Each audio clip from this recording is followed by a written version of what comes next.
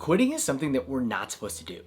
There's so many quotes out there that vilify the characteristic, or they bring shame to those people who don't finish what they say that they're going to start. We're told to persevere through any adversity, trust the process, or to simply stick it through. And in many situations, I can agree with that sentiment, but I don't think that it's true all the time. There are situations where the most effective route forward is actually to quit. Today, I don't want to talk to you about a time where I set a goal and I saw it through all the way to the end, a time where I was successful. Instead, I want to talk to you about the most recent of the many times where I've been a quitter. Growing up, I had no interest in learning any other language other than English. In fact, I actually resisted learning Tagalog, the language that both of my parents speak, because I didn't want to be different than the other kids. But as I was blessed to be able to travel to more places, as I was blessed to be able to see more countries, I started having a fascination with these other languages that people were speaking. It was curious to me, whenever I would go to an English-speaking country, I was able to connect so deeply with the people. I felt as though I was able to really have real conversations, genuine connection. But then that was so much harder, if not impossible, to find in other countries, even whenever people spoke English. There was just something about being able to speak to somebody in their mother tongue to be able to really connect. And so with that, I finally started learning another language. I finally started, after years of just saying, wouldn't that be cool without taking real action? In January 2020, I started learning Tagalog. And that's not actually the story that I've quit, because I've been taking lessons ever since then. I have 1 or 2 lessons every single week. But after a year and a half of learning, I decided I was in a great place for that. Why not try to pick up another language? And so I thought about it. What would be most interesting to me? And I picked German. I actually have cousins that are half German, half Filipino. They're my oldest cousins and they grew up over there. And so I figured that this would be a great way for us to be able to connect. So I went onto iTalki, the site where I found my Tagalog teacher, and I found a German teacher as well. Like many things whenever starting off, it was so exciting. There was that momentum, that beginner's high, where I was so excited for every single lesson and I was so confident that I would make all this progress. Knowing that what I had done with Tagalog, I was so confident that I even told all my friends, oh yes, I'm starting to learn German. Yes, I'm having these lessons all the time. But as time went on, things started to change. It was a lot different than Tagalog because I didn't have native speakers right there in the house with me. It was also something where I wasn't as connected to the culture. When it came to Tagalog, I had a very good reason why. I wanted to connect with the culture of my parents and all of my family. With German, there was a connection there, but it wasn't nearly as strong. So as life continued on, that momentum, it started to fade. But I told myself, I'm going to keep sticking with this. I said that I was going to do this thing. I wasn't going to be a quitter.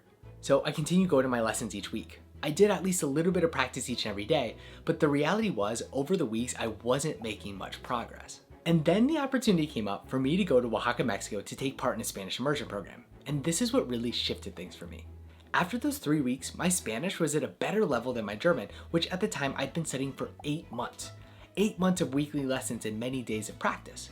And on one hand, this may say something about the study techniques or the dedication that I took towards learning German. But on the other hand, I found a real connection with Spanish. I found this feeling of connection with other people that I had never actually felt with German before. So whenever I got home, I decided I was going to continue learning all 3. I was going to keep on with my Tagalog lessons, which at that point was relatively easy to continue improving upon having native speakers, my parents, in the house. I was going to keep learning German because I told myself, yes, you have the time to do it. You just have to be more disciplined. And I was going to continue this momentum that I built with Spanish. But as the weeks went on after that trip, I started realizing that I was stretched rather thin. And I also realized that I wasn't making much progress in any of the languages. By spreading my time across all 3 languages, I wasn't giving any of them a fair shake, and I could feel my progress slowing to a halt in each one. But there was still this voice inside saying, keep going, don't be a quitter. I think that I've known for weeks what the most effective path forward would be, but I've resisted it so much.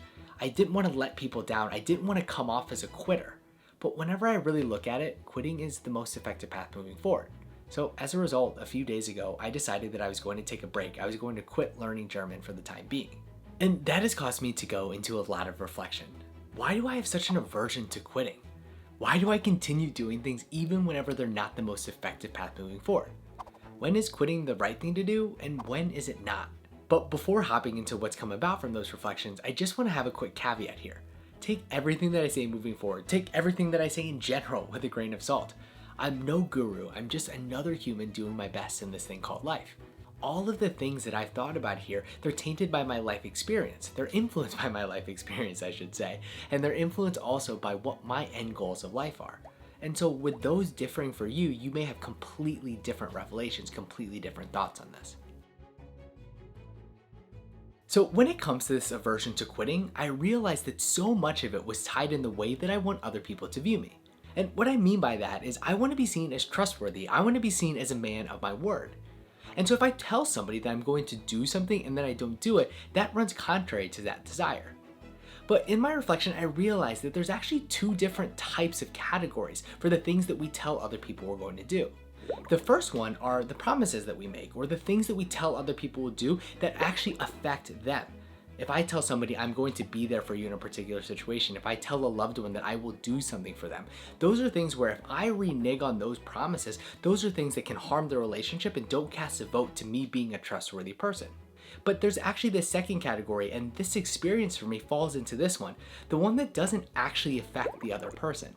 These are promises, or these are things that I'm saying that are affecting me, but for them, what do they care? And so splitting those was so instrumental in my head, because the first one, I will do so much to be able to stick to those.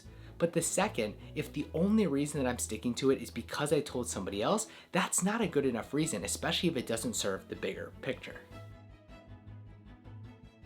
And as far as sticking to something, even after I've realized it's not the most effective path moving forward, I think that comes from being raised in a culture where quitting is oftentimes synonymous with failure. And I'm not talking about my family dynamic here, I'm actually talking about overall society in general, where to me the perception is if we quit, it's because we couldn't do it, we weren't cut out for it. And so this argument was so prevalent in my decision going back and forth of whether to continue learning German or to quit at this point, because I told myself there's enough hours in the day, you just have to find it. You just have to optimize your day appropriately. And I assume in some sense that may be true. That may be true that I just could have done better with my time management. But just because you can do something doesn't mean that you should. I would ask myself these questions of, does this work towards my overall goal at this time? Is this even the right time to be able to pursue this? I'm trying to do a better job of looking through this bigger perspective of life, because just because something isn't right now doesn't mean that I won't be able to do it in the future. And also, though I know it's irrational, I still struggle at times with the sunk cost fallacy. The more time, the more money, the more effort I've put into something, the harder time I have actually letting it go. But I can't control any of those things in the past. I can't control what I put into something. What I can control is the path moving forward. This question of when quitting makes sense was actually a lot more difficult for me to answer. But what really helped throughout all of this was to come back to this idea of new information. The time from whenever we initially make a decision all the way to the present moment can have so much time in between. It can be months, it can be years, it can be decades. And in that time, we're constantly getting new information, we're constantly getting new perspective. So why wouldn't we use that? Far too often, I would continue on doing a thing simply because I said at one point in time that I would do it. But that point in time could be so drastically different than what I'm experiencing right now. I could be living in a new place, I could have a different job, I could be in a different relationship. Or more importantly, I could have different hopes, I could have different dreams for what I want my life to be. So why is it that I would trust that the person that I was in the past would know better than who I am at this moment as to how to best proceed? I have so much more perspective now. I have so much more, as I said, information. So I might as well use that for all that it's worth. On the flip side, quitting does not make sense if the thing that I'm doing is actually the most effective to get me towards my end goal, but all that's required are time and patience. So often the results do not come at the very beginning. So often they don't come for quite some time. So those lack of results are not the signal that it's time to throw in the towel. Instead, it's this reflection based on what do I want from my life? What do I want to be able to create with the years given to me to be able to assess, is this action really worth pursuing? Sometimes doing the thing over and over and over again, persevering no matter what obstacles come our way, is the best path forward. I'll leave you to make the best decision for your own life. As for me in this decision of stopping German, whenever I finally made the decision, I felt this weight lift off my shoulders. And it's nothing against the language, my teacher, or the culture. It's just that at this point in my life, based on my hopes and dreams right now, studying and moving forward was not the best use of my time. It was a tough decision to make, but the peace that I felt afterwards solidified my decision that in this instance, being a quitter was the best path forward for me. So what about you? What are your thoughts on quitting? Is there something that you've quit in the past? And if so, what was your reason for quitting? If you'd be so kind, I'd love for you to share your story and for us to have a discussion down there in the comments. If this sort of content vibes with you, I would encourage you to hit the subscribe button for more so that we can continue this journey together. Either way, I'm sending you so much love, my friends. I hope that today you have the best day ever. Bye now.